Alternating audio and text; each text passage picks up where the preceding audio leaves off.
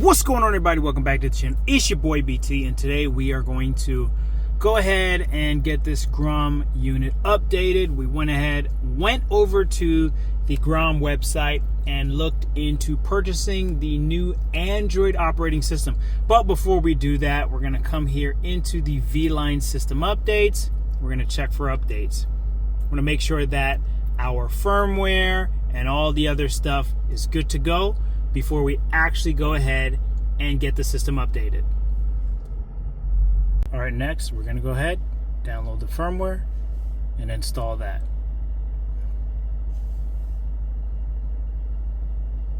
So as I mentioned in previous video, when doing the firmware, I let it download, hit the install button. The screen usually goes black. I give it a little bit of time, let it rest. Then what I do is I shut the car off, reboot, and that should be good enough for the firmware update to take place. All right, so we're back and we're booted after the firmware update. As mentioned, I usually take about maybe 5 minutes or so, and then I reboot it, and then we should be good to go.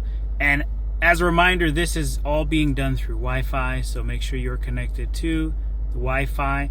But if you notice now, we go in here to our V-Line updates here. We should get an update here showing that everything is up to par before getting ready to update the Android OS. All right, so you can see here we are up to date. All right, so here we are with the V-Line. I had purchased a pre-order of Android 12, so it supposedly released today, July 2nd. So what I'm going to do is I'm going to just double check one more time to see if there are any additional updates. I'm going to get all the updates taken care of. They did say make sure that you have the latest firmware, which is version 3.83. So it looks like they told me firmware in the email, but it looks like maybe it's just the V-Line software, not necessarily the firmware. But you can see there's a 3.83. So we're going to go ahead and let that install, and then we'll go ahead and give it a shot to see if it shows up with the update available.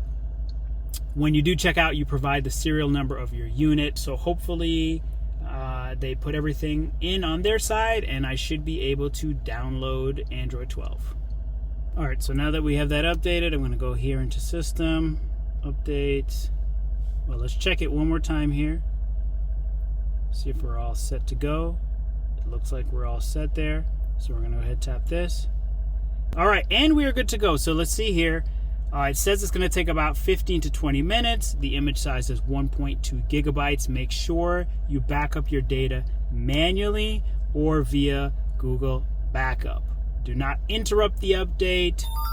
Keep your vehicle running or use a battery charger. So that's what you need to do in order to get Android 12 installed. So we're going to go ahead and get this thing. Well, I don't really have anything to back up on this, so we're just going to go ahead and get the install started.